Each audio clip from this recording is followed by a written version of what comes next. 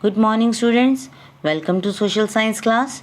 Students, we are doing chapter 10, Development of Civilization.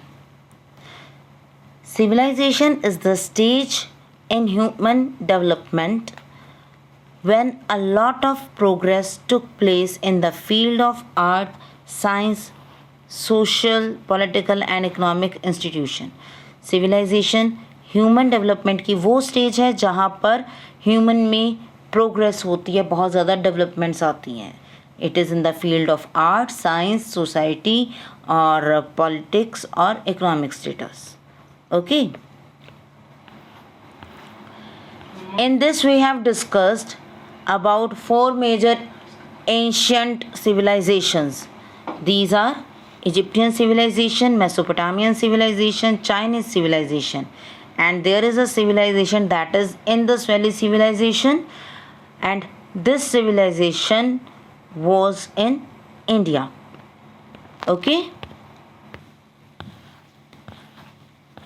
Indus Valley civilization was a part of India and it was excavated by Shri Dayaram Sahni, R.B. Dayaram Sahni. Okay, and it was excavated in 1921. 1921 में यहाँ पर excavation किया गया, खुदाई की गई, and then they found the city. Okay, and it proved that 5,000 years ago people lived in India. Civilized people lived in India. Okay, they lived in a proper manner, they know how to live, how to make their houses. Okay, they were civilized. City planning, in this we have read that there are two parts of city. One is upper part and the other one is lower part. Upper part is known as Citadel and lower part is known as Lower Town. Okay, upper part has the Great Bath, Granary and Town Hall, whether the Lower Town was the residential area. It has wide streets and these streets cut each other at right angles. ये right angles पे एक दूसरे को cut करती थी. Houses are 2 stories, 3 stories, multiple stories houses थे and they were made up of bricks, baked bricks. The drains are wide and they were covered with stones. बहुत बड़ी बड़ी ड्रेन्स थी और वो हमेशा कवर्ड रहती थी स्टोन से. Okay, so these are the features of city planning. ये उनकी city planning थी इंडस वैली civilization के लोगों की. Right? Now in this video we are going to read occupation. What type of work they were doing for their livelihood. जीने के लिए, money कमाने के लिए, इनकम के लिए वो क्या करते थे. Let's start reading. The main occupation of people of Indus Valley civilization were farming. Main occupation was farming, then weaving, pottery, toy making, metal work and trading. Farming करते थे वो, farmers थे. They were farmers. They were used to grow crops. Okay, weaving. As they grow cotton, so they know how to weave the cloth.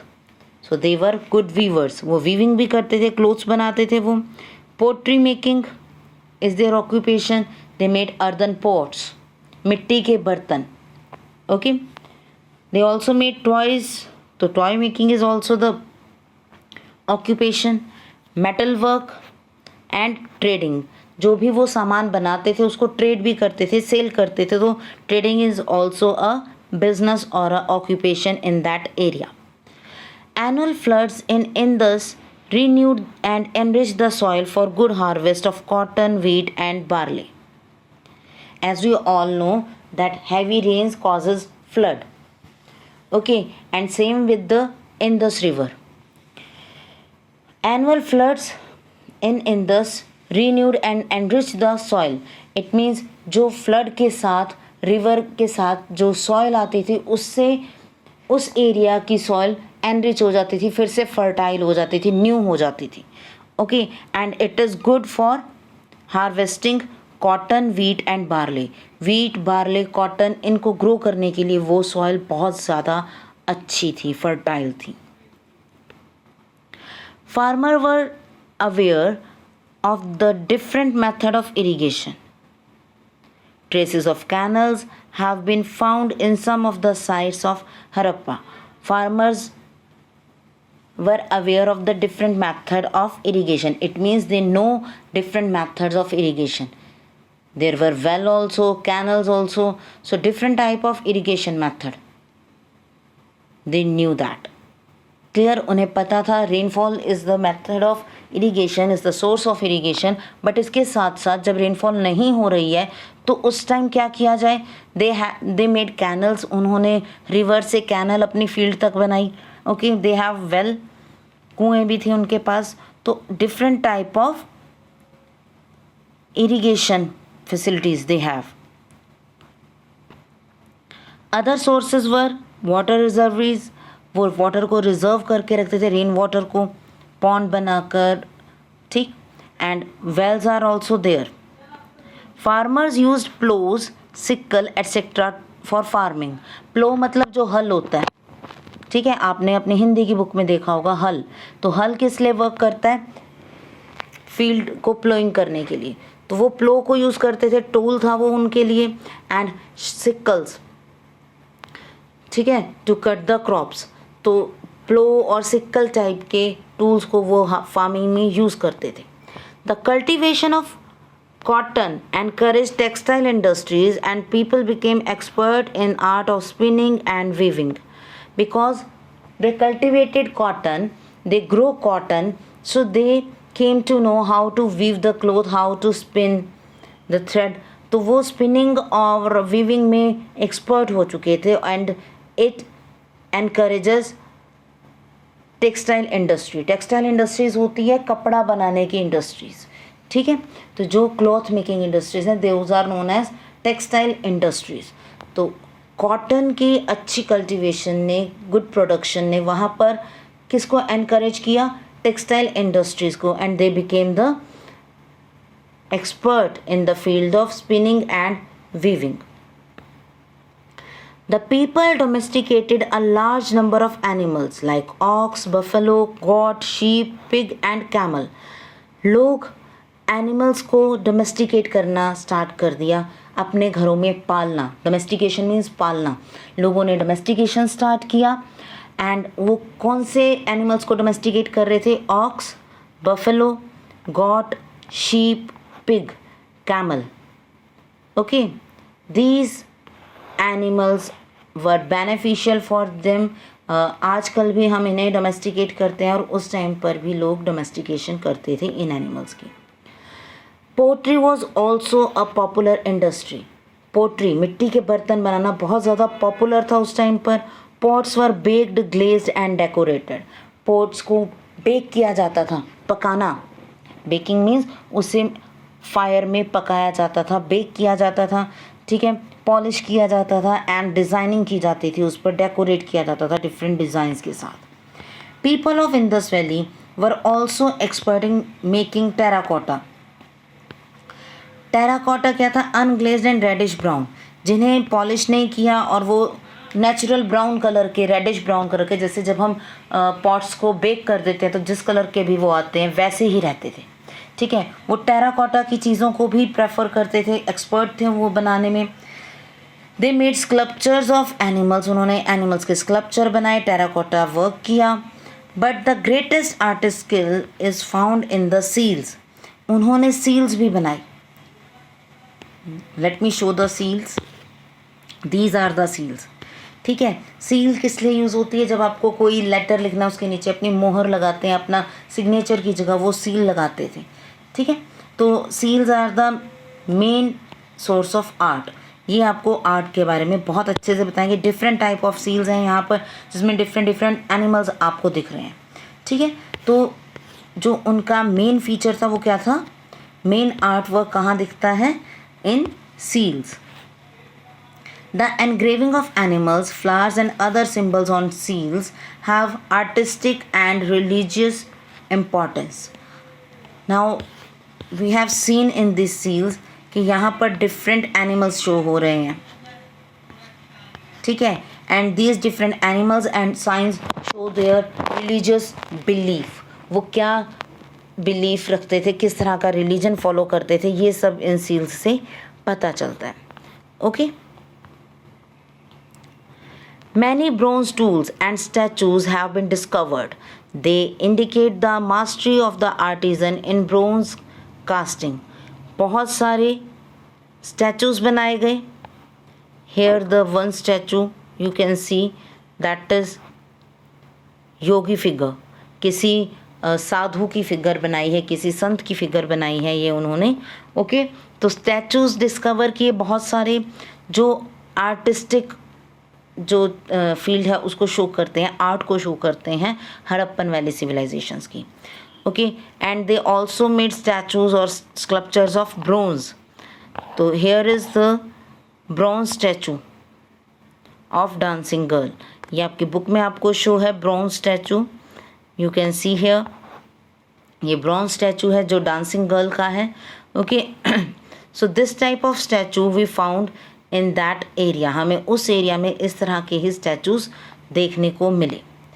Indus valley had moist climate and thick forest which provided sufficient timber for kills and for building boats. Climate वहाँ का moist था, it means moisture था, और heavy rainfall थी. तो वहाँ पर forest बहुत थिक थे. मॉइस्ट क्लाइमेट के कारण heavy rainfall and the forest are thick. तो दे प्रोवाइड सफिशिएंट टिम्बर. उनको सफिशिएंट टिम्बर मीन्स वुड, लकड़ी, उन्हें बोट्स बनाने के लिए और फायर वर्क जो चूल्हे में आग जलाने के लिए किल्न्स होती है, भट्टियाँ किल्न्स होती हैं. तो वहाँ पर हमें फायरवुड की ज़रूरत है. तो इसके लिए सफिशिएंट टिम्बर उनके पास था. The boats helped in flourishing internal and external trade. They used to move through land routes और थ्रू वाटरवेज. ठीक है. वो ट्रेडिंग के लिए जब एक एरिया से दूसरे एरिया पर ट्रांसपोर्ट करते थे तो there are two ways, land ways और water ways. Okay. For water ways they used boats. Boat को वो यूज़ करते थे और जो बोट था उसने बहुत ज़्यादा हेल्प की ट्रेडिंग को फ्लोरिश करने में, ट्रेडिंग को ग्रो करने में.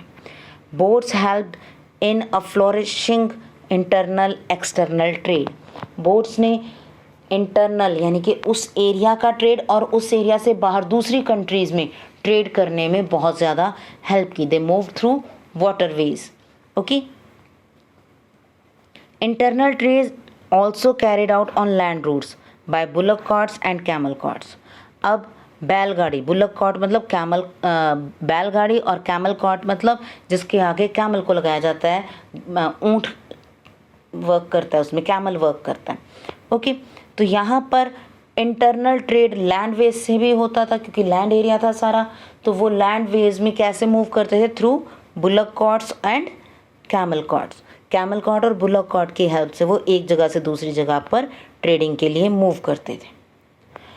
The people used weights and measures of slate and stones. लोग स्लेट और स्टोन के मेजरिंग स्टोन्स बनाते थे.